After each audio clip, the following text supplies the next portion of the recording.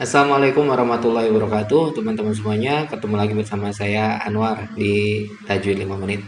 Pada sesi kali ini saya akan sharing lagi tentang perkuliahan saya di termin yang keempat, kedua ya. Jadi ada pembahasan tentang keempat, kelima, dan keenam. Ada 3 mata kuliah yang akan dibahas pada kesempatan kali ini. Setelah kemarin kita membahas tentang termin yang pertama. Jadi masih di dalam mata kuliah manajemen sumber daya manusia. Seperti apa sih perkuliahan kita yang kedua kali ini di salah satu perkuliahan di Bekasi? Pastinya perkuliahan buat teman-teman semuanya yang pengen kuliah S2 gitu ya. Mungkin pastinya ada banyak mata kuliah. Kalau mata kuliah mungkin namanya beda, saya nggak tahu pembahasannya harusnya sama sih. Ini juga karena merujuk pada peraturan perundang-undangan ya. Untuk manajemen sumber daya manusia itu seperti apa skupnya karena udah ada di undang-undang yang sudah saya bahas di video sebelumnya. Jika belum, silahkan kembali untuk menonton video saya sebelumnya. Oke, pada kesempatan kali ini, pada perkuliahan yang kedua ini, ada pembahasan yang pertama pastinya di 13 menit yang pertama kita review dulu ya. Review perkuliahan sebelumnya, dilihat lagi, dan akhirnya kita mulai pada pembahasan tentang PKB. Jadi salah satu tugas dan fungsi pokok dari seorang manajer sumber daya manusia itu adalah membuat PKB atau perjanjian kerja bersama ya antara perusahaan dan juga karyawan. Juga ada beberapa pihak-pihak seperti siapa? Serikat pekerja pastinya ya. Lalu juga dari pemerintahan atau dari Kementerian Tenaga Kerja. Nah, saya diberi tugas pertama itu untuk menonton YouTube channel dari Pak dosen ya, karena Pak dosennya ini membuat video di YouTube. Lalu setelah itu kita akan mendapat tugas untuk menyusun PKB ya, menyusun PKB tapi ya untuk bukan menyusun ya, hanya sebagai draftnya aja. Jadi dalam pembuatan PKB itu kemarin disampaikan dalam pembuatan PKB itu kita perlu untuk membahas tentang apa PKB ini akan adalah struktur tertinggi dari sebuah organisasi yang efektif. Setelah kemarin kita bahas tentang SOP, tugas dan jabatan. Nah, semuanya itu diatur di dalam PKB dan PP katanya ya. Lalu di dalam menyusun PKB ini harusnya setiap seorang tahapannya itu adalah pertama untuk menganalisa, lalu selanjutnya merumuskan. Di dalam menganalisa ini kita harus mempertimbangkan hal-hal seperti visi misi perusahaan ataupun juga faktor eksternal dan internal dari perusahaan ya, seperti serikat, para manajemen, lalu ada board of director gitu kan. Lalu nanti akhirnya kita juga harus mempertimbangkan strategi, baik itu strategi jangka panjang maupun juga jangka pendek. Strategi ini kita harus tahu juga, harus tahu baik itu penyusunan tentang bagaimana cara penyusunan strategi itu harus mempertimbangkan tentang proses lalu inputnya apa, outputnya apa, dan jangan lupa setelah jelas itu si posnya ya, untuk input, proses, dan outputnya kita mengevaluasi hasilnya apakah sesuai dengan visi misi, apakah sudah efektif ataukah sudah benar-benar sudah efisien gitu ya untuk visi untuk strategi yang dibuat. Dibahas juga di sini tentang visi misinya dulu. Jadi menyebar tuh tadi tentang pembuatan PKB harus sesuai dengan strategi. Dan lalu strategi itu harus dievaluasi juga ya. Tadi apakah sesuai dengan visi misi dan nilai-nilai. Dan akhirnya kita membahas juga tentang visi misi di menit yang ke-30. Apa itu visi, apa itu misi. Jadi visi udah jelas ya. Kalau kata singkatnya itu ada dikutip dari Wibisono di sini.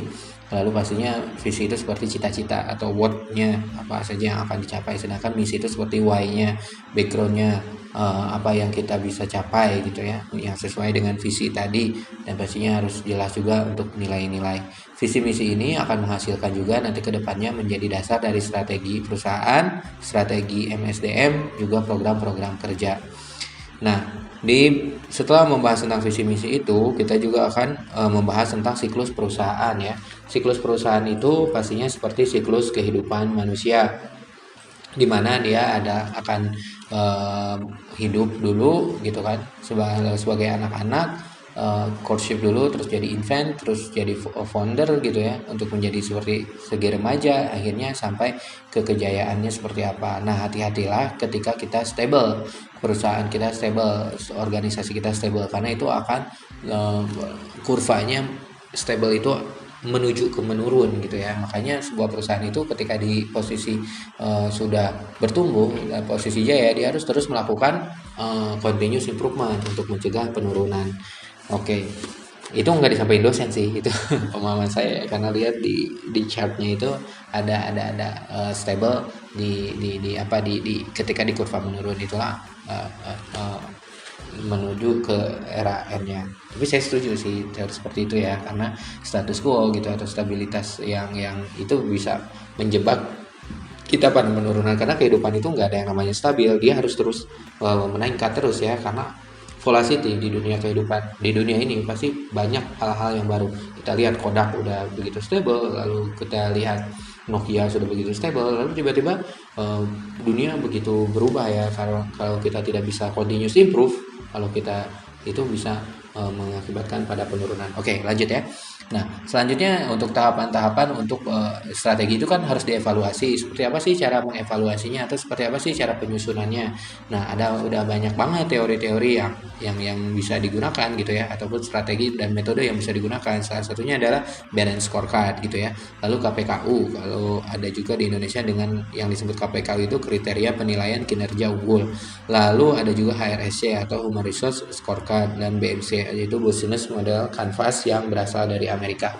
Sayangnya di mata kuliah ini tidak dibahas secara mendetail ya masing-masing ini. Biasanya kayaknya S2 kadang gitu sih nggak dibahas secara detail ya, hanya disampaikan untuk melakukan evaluasi strategi lakukan ini. Apakah ini silahkan belajar sendiri karena ya S2 ini nggak melulu tentang teori ya, kita harus mandiri untuk memahaminya. Lagian kita juga biasanya kuliah S2 ini kan udah berpengalaman ya orangnya, jadi ataupun nggak berpengalaman juga sudah belajar sebelumnya di S1 sehingga di sini kita nggak terlalu mendetail pembahasannya.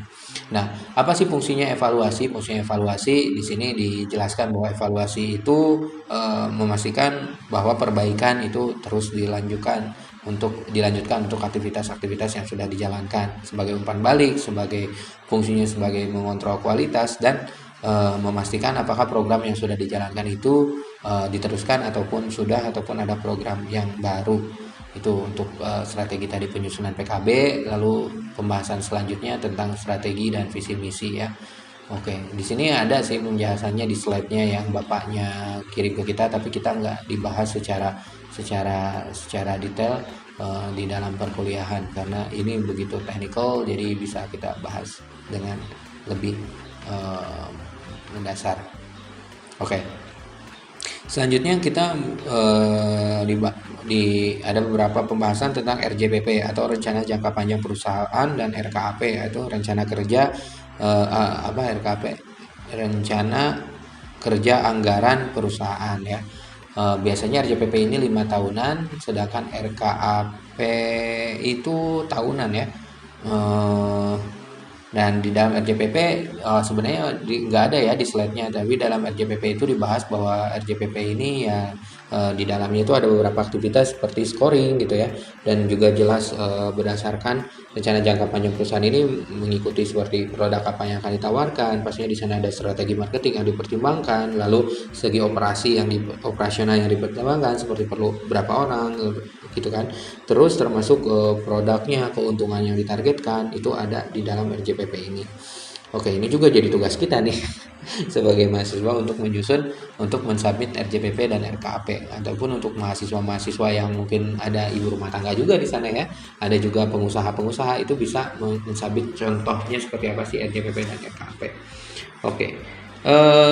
Tidak terasa 2 jam perkuliahan itu membahas yang itu tadi ya. Untuk lebih jelasnya seperti apa sih ya kuliah aja atau menanya langsung kepada dosen, atau sekarang udah banyak sih learning juga pembahasannya ya. Ini video ini sebenarnya bukan bertujuan untuk membahas secara terperinci, tapi untuk menjelaskan poin-poin apa saja sih yang dibahas ketika kita kuliah S2 di termin yang kedua ini. Oke, selanjutnya hampir berapa menit ya? 20 menit dilanjutkan dengan sesi tanya jawab ya. Ada banyak pertanyaan seperti bagaimana kalau RJPP kalau ternyata ada perubahan struktur organisasi. Bagaimana RJPP ini misalnya menghadapi 100 yang urgensi seperti ketika corona datang seperti sekarang ya. Ataupun juga bagaimana kalau misalnya ada perubahan RJPP ini sebagai karena ada beberapa perubahan kondisi pasar misalnya, itu ditanyakan oleh beberapa mahasiswa.